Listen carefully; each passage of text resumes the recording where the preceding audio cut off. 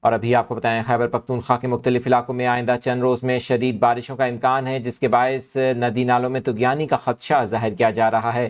اس سے متعلق ایک الرٹ بھی جاری کر دیا گیا۔ صوبائی دارالحکومت پشاور اور گردن میں صبح سویرے تیز ہواؤں اور گرج چمک کے ساتھ موسلادھار بارش ہوئی، جس سے موسم قدرے خوشگوار ہو گیا ہے۔ محکمہ موسمیات کے مطابق آئندہ چند روز کے اندر خیبر پختونخوا کے مختلف اضلاع میں مزید بارشوں کا امکان ہے۔